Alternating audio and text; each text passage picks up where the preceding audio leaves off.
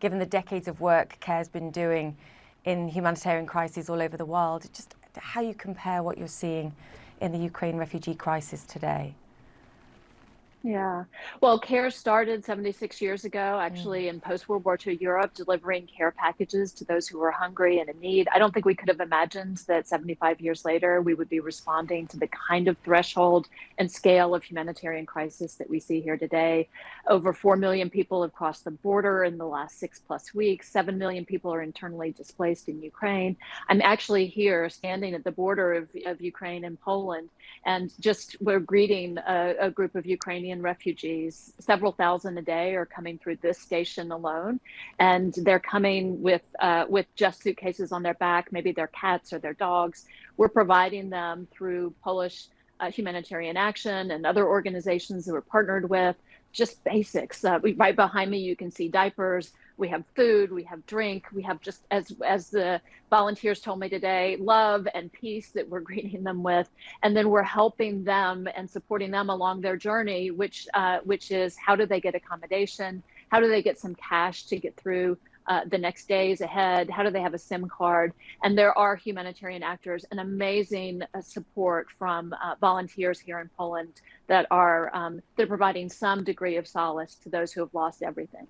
I know the people there, and in many other countries as well, just incredible in this speed of the response and the support they're providing. Michelle, has the conversation evolved from what can we do in the immediacy of this crisis to, okay, we were hoping this was going to be perhaps several weeks, a number of months, and now there's a recognition that these people might be displaced, might have to build new lives and be there for perhaps years rather than months? That's right.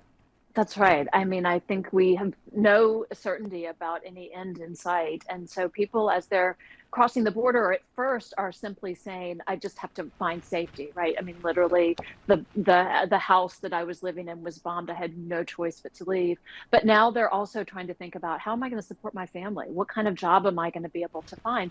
And keep in mind that you're crossing over to other countries where you likely may not speak the language. And so they're also thinking about, how do they educate their children? How do they get their kids back in school from an interrupted education? And that's also where CARE and other organizations are starting to support, so that people can start to think about, how do they get through the coming months and how do they rebuild their lives to go forward.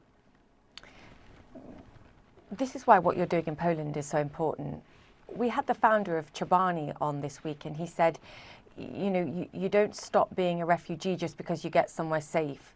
You stop being a refugee when you start building a life, when you have a job, when your children are being educated. And what you're trying to do in Poland is recruit Ukrainian teachers that have been displaced, that can perhaps help children who've been traumatized integrate into Polish schools. So it helps the Polish teachers, it helps the Polish children who are now surrounded by other children, but also it helps the grown-ups, the teachers that have lost their jobs in Ukraine, also get work and start building their lives too.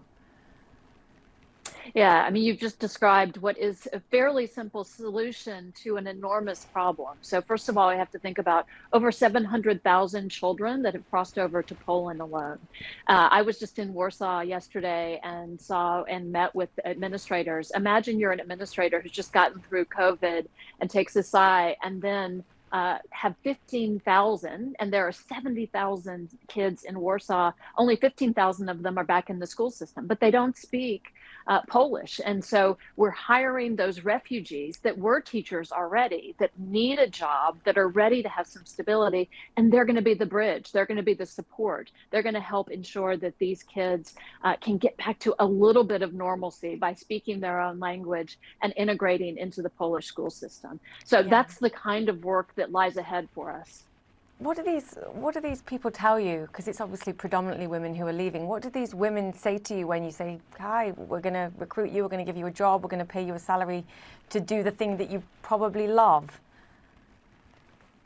So much gratitude. If you could see those teachers, and as they start the process and sign up at the desk, and by the end of the process in which they're leaving with their certificate to go and support and teach for the next 3 months. Just a different kind of attitude. One of the teachers I talked to, she's a 5th grade civics and history teacher. She talked about the fact that she's still doing Zoom calls with her class.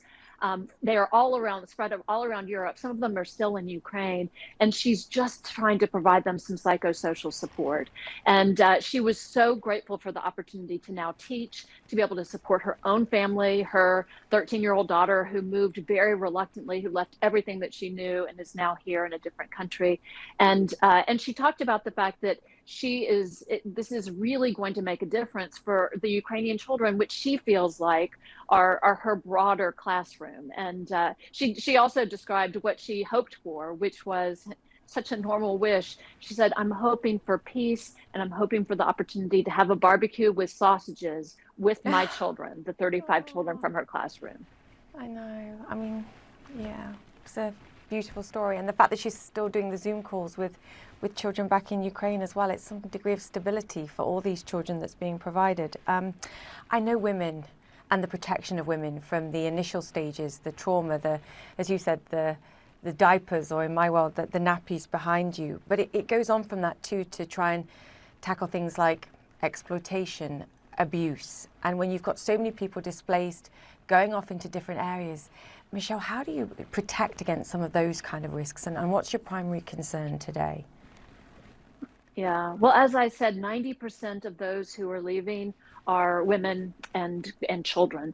And so they are particularly vulnerable in any crisis, in any humanitarian situation. You just think about the fact that there are, by our CARES estimates, about 80,000 women right now that are going to give birth, that are in Ukraine or leaving Ukraine in the next 3 months. So think about the extra vulnerability of what that means. Think about gender-based violence, which increases during times of conflict. Think about the fact that people are fleeing with nothing but suitcases. Many wonderful, good people are helping and supporting them and bringing them into their homes, but that can sometimes mean that there are incidents of exploitation. So CARE and other organizations are really hoping to ensure that we register people appropriately, that we provide them the right kind of information so that they can be safe, so that we don't take a crisis that has already made them vulnerable and have that vulnerability be exploited.